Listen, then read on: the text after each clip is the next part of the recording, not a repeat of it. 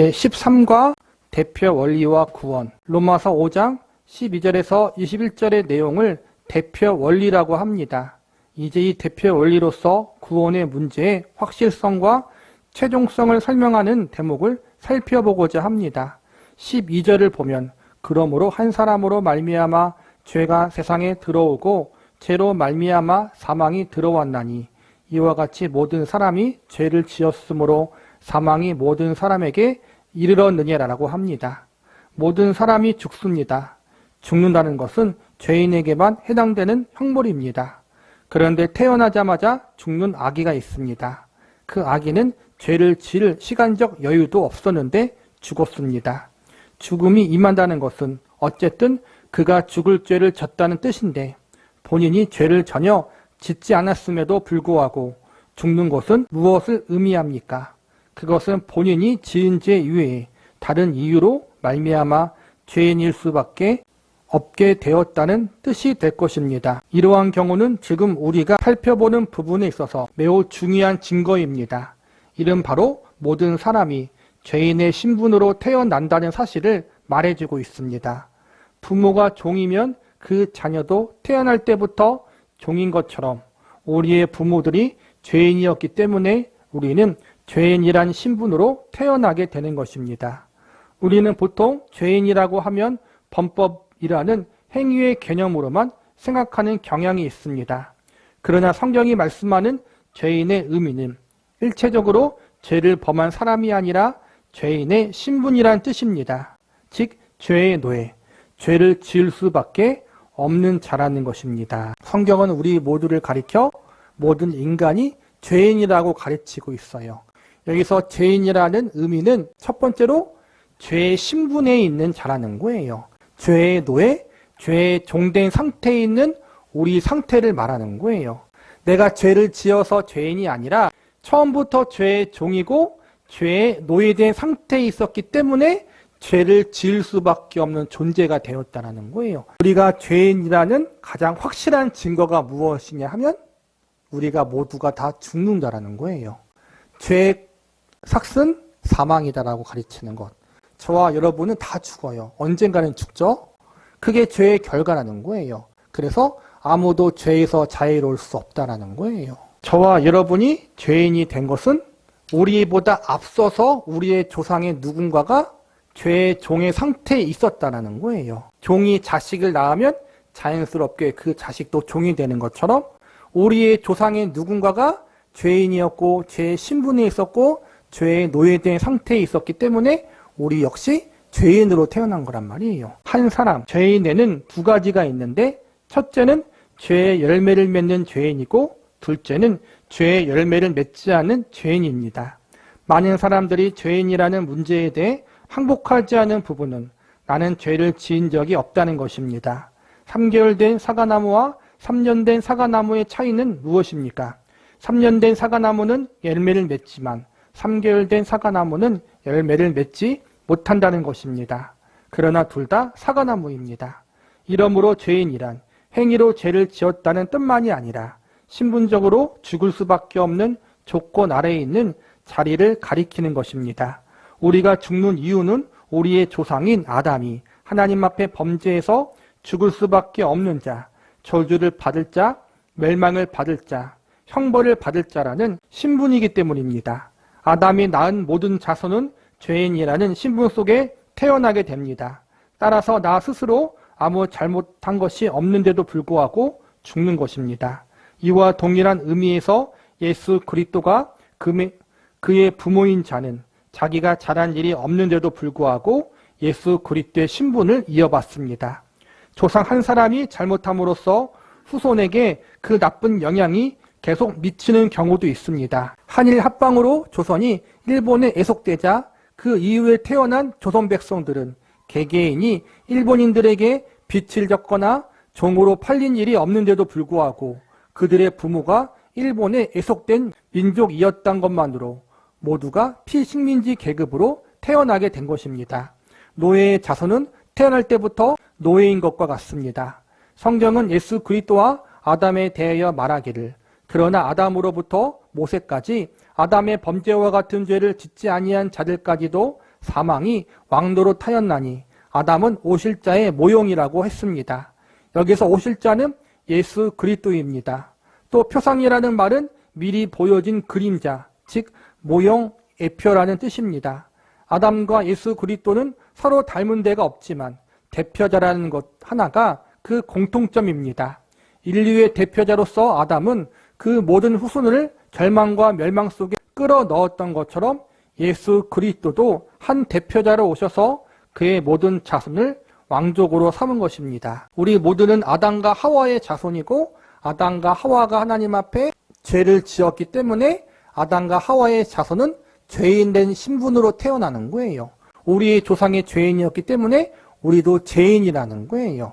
종과 노예의 자손은 자연스럽게 종과 노예가 되는 것처럼 우리가 일본의 식민지 지배를 겪었을 때 식민지 상태에서 태어난 아이들은 내가 아무것도 하지 않았음에도 불구하고 자연스럽게 식민지의 백성이 되는 것처럼 우리 역시 우리가 뭘 해서 죄인이 된 것이 아니라 아담과 하와로부터 이어진 죄가 우리에게도 이어졌다라는 거예요. 우리가 지은 죄를 자범죄라고 하고 아담과 하와부터 이어진 죄를 원죄라고 하거든요.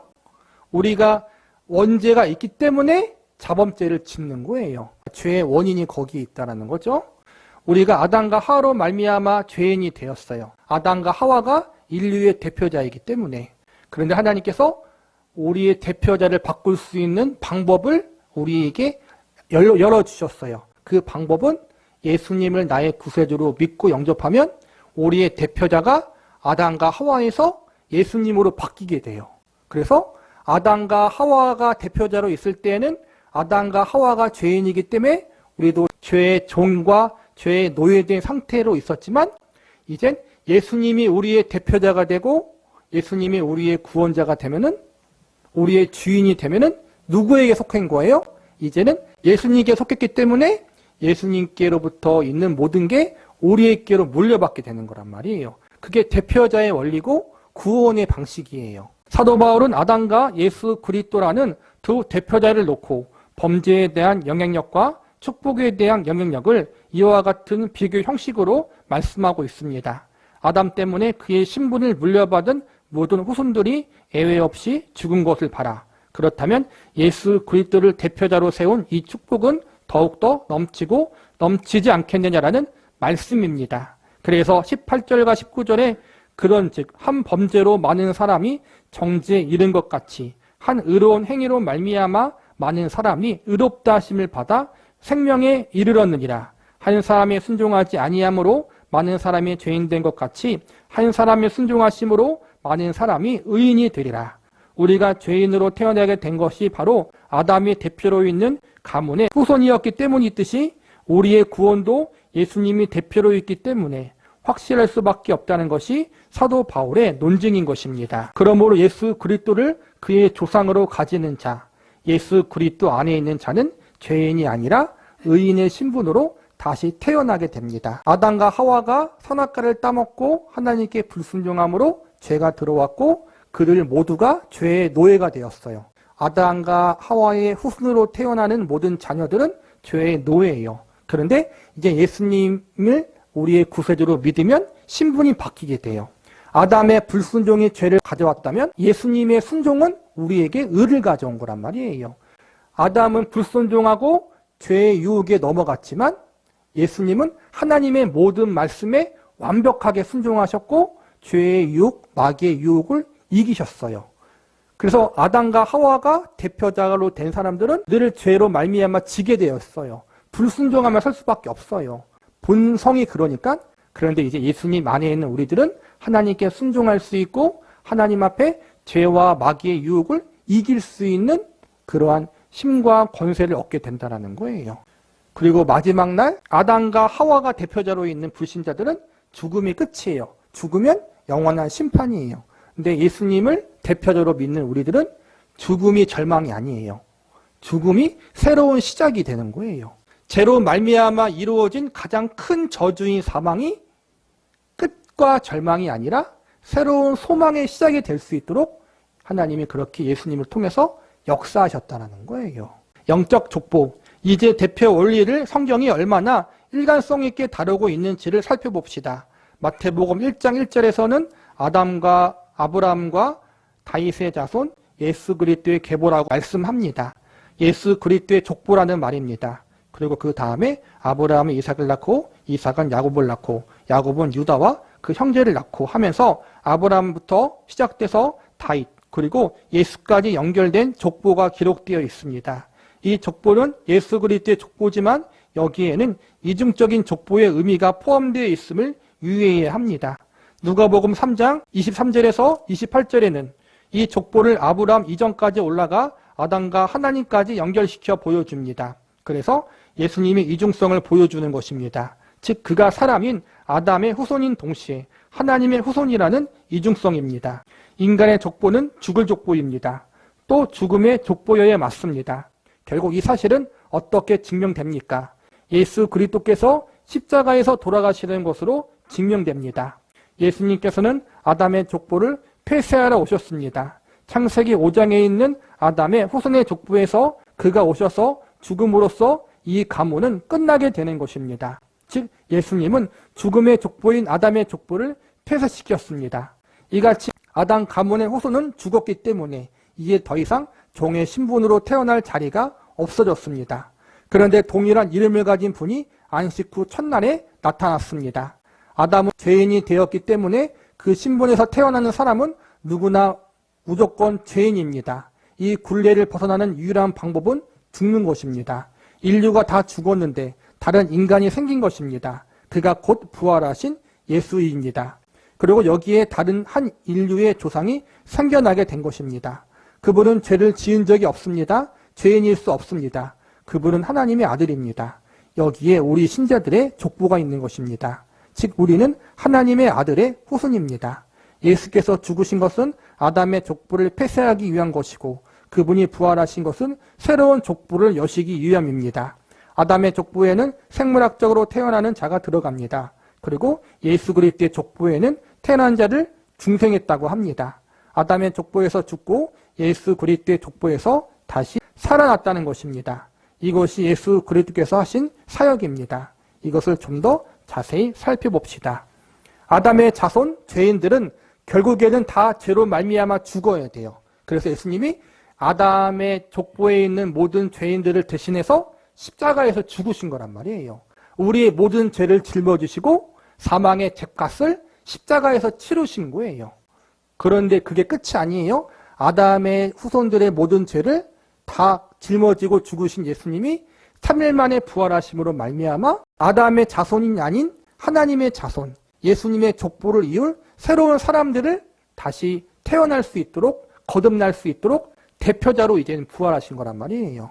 우리의 죄인된 것들을 다 없애시고 우리를 의인으로 하나님 백성으로 살 수 있도록 부활하신 거란 말이에요. 그래서 예수님을 믿는 자는 아담과 하와의 죄된 신분을 다 처리받고 없애버리고 하나님의 백성으로 다시 탈바꿈되는 거예요. 그게 거듭남이라는 거예요. 예수님의 부활하신 이유가 이처럼 우리에게 영생을 주신 이유도 있지만 하나님의 백성으로 새롭게 살아갈 수 있는 대표자가 되시기 위해서 다시 부활하신 거란 말이에요. 성경의 대표 원리 고린도전서 15장 45절에는 기록된 바 첫사람 아담은 생명이 되었다함과 같이 마지막 아담은 살려주는 영이 되었나니라는 말씀에서 예수 그리스도를 마지막 아담이라고 말씀하고 있습니다. 즉 예수 그리스도는 첫 아담의 족보를 끝내는 분으로 그런 대표자는 앞으로 다시 없을 것이라는 의미에서 마지막 아담이라고 한 것입니다. 또한 46절, 47절을 봅시다. 그러나 먼저는 신령한 사람이 아니요 육의 사람이요 그 다음에 신령한 사람이니라. 첫사람은 땅에서 났으니 흙 속에 속한 자이거니와 둘째 사람은 하늘에서 나셨느니라. 여기에서는 예수님을 둘째 사람이라고 합니다. 두 번째 대표자이기 때문입니다. 대표자의 원리로서 예수님을 마지막 아담이라고 말하고 또 둘째 사람이라고 얘기해요. 아담이 첫 번째 사람, 첫 번째 대표자라면 예수님은 두 번째 대표자라는 거예요. 두 번째 대표자라는 것은 서열상 두 번째가 아니라 첫 아담이 죄인으로서 실패했지만 두 번째 대표자로 오신 예수님이 실패하지 않고 하나님께서 계획하신 구원의 계획을 다 이루셨다는 뜻이고 마지막 아담이란 말은 이젠 예수님 외에는 새로운 구원자, 새로운 우리의 주인, 새로운 대표자가 없다라는 거예요. 끝이라는 거예요. 그러니까 예수님 외에 다른 구원에 대한 구원의 길이 없다라는 거예요. 예수 그리스도는 첫 아담이 대표자로서 만든 족보를 끝낸 마지막 아담이며 또 죄인의 대표자였던 첫사람의 족보를 끝내고 새로운 족보를 연 둘째 사람인 것입니다. 이것이 성경이 말씀하는 대표 원리입니다. 우리가 아담과 한 통 속일 수밖에 없었던 것이 사실인 만큼 이제는 그것보다 더 넘치게 예수 그리스도와 한 통 속일 수밖에 없다는 것 역시 사실인 것을 알아야 합니다. 아담에게 사실인 것은 나에게 사실입니다. 예수 그리스도에게 사실인 것은 또한 우리 믿는 모든 자들에게 사실일 수밖에 없습니다. 그 이유는 내가 범죄하지 않았는데도 아담 때문에 내가 죽을 수밖에 없게 되었으며 내가 죄를 짓지 않았는데도 불구하고 아담 때문에 죄악성 가운데 살면서 부당한 형벌을 받을 수밖에 없었던 것 같이 그리스도 예수 안에 사는 모든 신자는 그가 그 칭찬과 축복과 약속들을 받을 아무런 조건이나 이유가 없음에도 불구하고 예수님 때문에 그것을 받는다는 것이 사실일 수밖에 없게 된 것과 같습니다.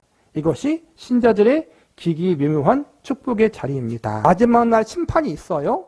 보통 개인의 종말, 저와 여러분이 죽으면 질병에 걸려 죽든지 사고를 당해 죽든지 나이가 다 돼서 죽든지 모두가 다 죽을 거 아니에요?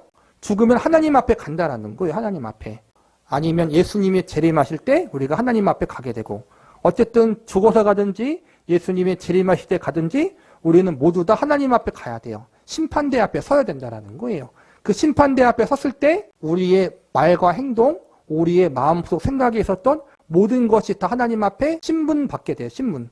잘하고 못하고를 하나님 앞에서 고하게 된다는 거예요. 내가 어떻게 말하고 어떻게 행동하고 어떻게 인생을 살았고 어떻게 마음 먹고 어떠한 죄를 짓고를 다 하나님 앞에 고해야 돼요.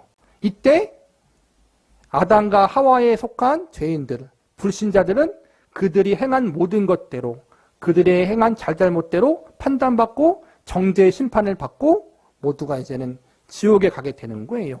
그들이 행한 대로 하나님이 판단하시니까. 근데 예수님 믿는 자들은 어떻게 되는 거예요?